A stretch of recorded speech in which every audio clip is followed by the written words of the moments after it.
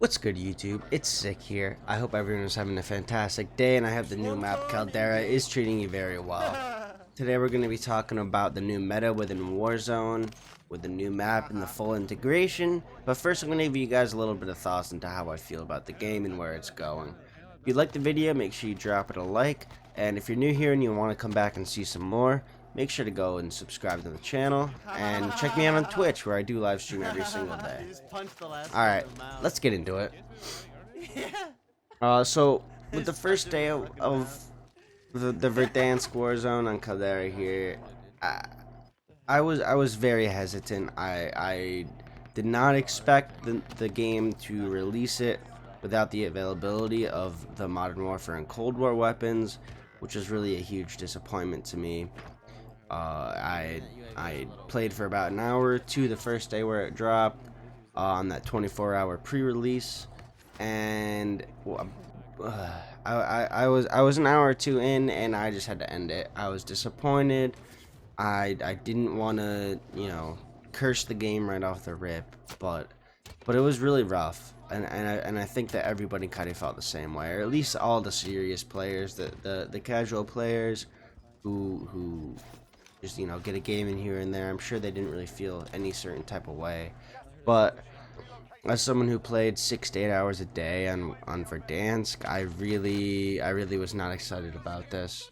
It was really kind of scary initially with the hills and trying to use the same pacing from Verdansk here in Caldera, which just isn't gonna work, So I played for a few hours. I came back that same night, played for another 4 or 5, and I was just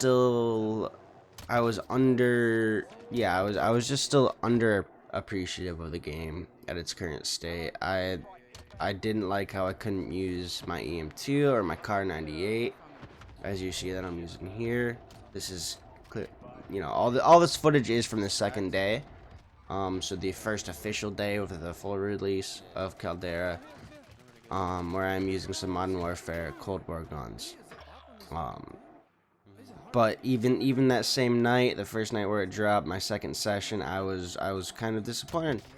I was thinking about where the game's gonna go. It felt really hectic, and like there was no certain flow to it. So I still kind of felt like it was a load of hot ass. Some dog farts type shit. But next day I tried it out.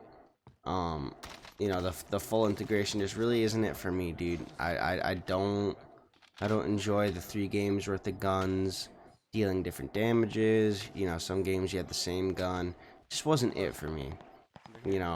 Found, especially in this mode where everyone's used to the Verdansk pace, you don't fight for 3 to 5 minutes. You find one engagement, and the second you do, every team within a 200 or 300 meter radius drops into you. Everyone just collapses. So you get third, fourth, fifth partied, with no logic behind why or how or when or where they came from. So that was a huge issue for me the first night. Top of the morning to you. That was a lot of my issue the first night.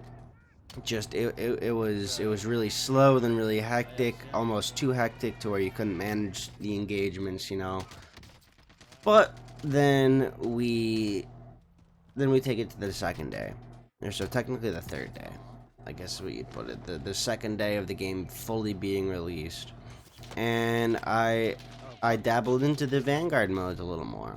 I started playing the duos and the trios modes instead of just filling the battle royale quads with a duo or something like that. We really got into the mode. Here we're playing in this clip. This is just like base trios Vanguard Royale mode. My friend John, kind enough to drop me his gold fully leveled up automaton, which absolutely shreds. And yeah, a lot of fun came last night from these games where we're playing this Vanguard mode, duos or trios, and it really is kind of nice. It really is. The map flows in such a certain way where it's open to hecticness or crazy amount of teams in one spot, but you can also get a solid rotation in most of the time. That's where I feel like this really differs, is that if there's a team in the POI where you need to rotate, in this mode, or on this map, I mean, it it's really possible, if that makes sense. You know, the bushes, the trees, the rocks, the elevation really provide for you to be able to kind of just, you know, skirt right on into a POI, which then opens the possibility for another team to do the same to you. If you're holding an area down, and you know, they can run up 30-40 meters from you through the hills, and you don't even see them, you know. So I really do think that awareness and positioning are going to be so much more highly weighted in this, instead of just raw gun skill. Like I felt like Verdansk really offered was just, you know, if you're running gun and you can hit your shots, you're gonna do well. Here a whole team can be, you know, 10-20 meters away from you and you don't even hear them. You didn't know they were there. They pulled up on a hill behind a rock or whatever next to you.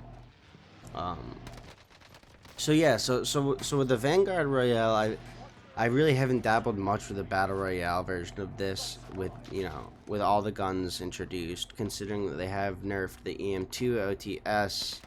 I think both of the MP5s, the Kar 98, the Swiss, to add the flinch, you know, comparable to what it is with the Vanguard Kar 98. It's like I really do think that the Vanguard Royale is gonna be the moneymaker here, but you know, they really do need to focus on properly tuning some of the weapons here in Vanguard, which I'm confident they will. You know, I was aware that they were going to give it a full week to test out and let everyone kind of try everything, see where it lies, and see if there's anything too overpowered or too underpowered. You know, like the recoil on the MG42, I believe it is, the LMG. It's just unusable as even a purple or gold LMG off the ground. You can't touch it. You can't pick it up or shoot it. It's unusable. You know, so things like that, I think they'll lock it in, balance it out a little bit. But as far as the pacing goes, with this peak here that I'm jumping off of right now, with, you know, I mean, just the sheer elevation is, I think, the switch up they needed. You know, a lot of people don't really love it, but I think it's just the drastic switch up is something that really can benefit this game, especially in a competitive sense, where I find that you're moving a little more slower. You're not even necessarily getting less kills.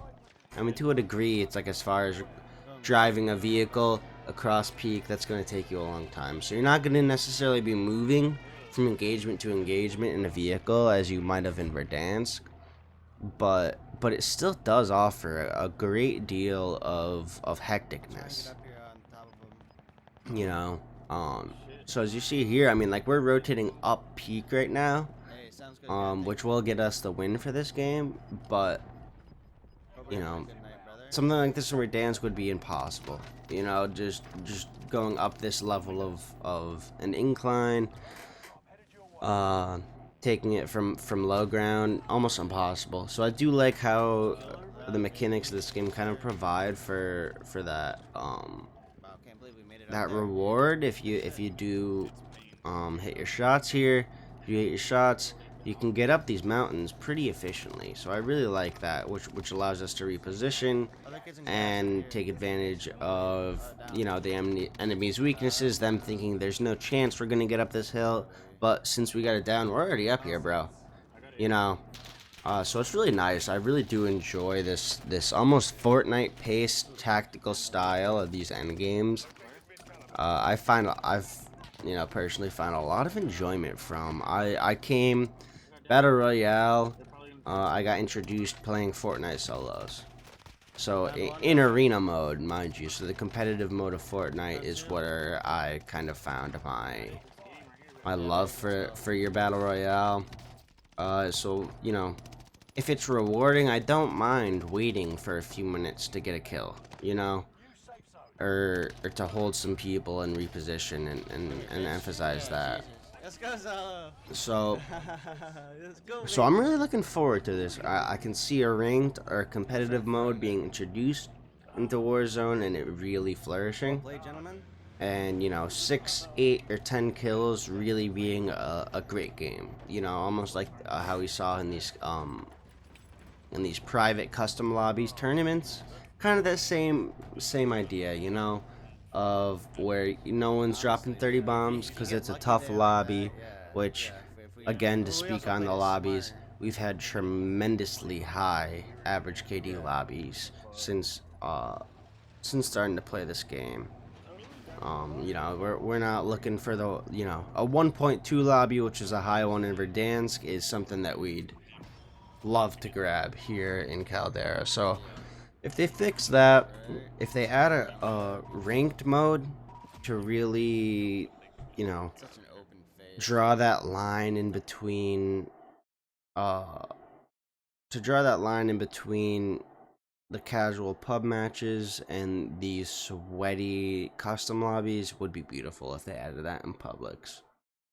But as we all promised, I will give you guys the new Warzone meta for Vanguard guns. It definitely is the automaton, as you saw me using there. And right now, through some testing, I think that it'll either be the PPSH or the Sten. Might be the sleeper secondary to really clean up those kills and give y'all the extra distance in Caldera. But with that, I think that's it. And those are my first thoughts on the game.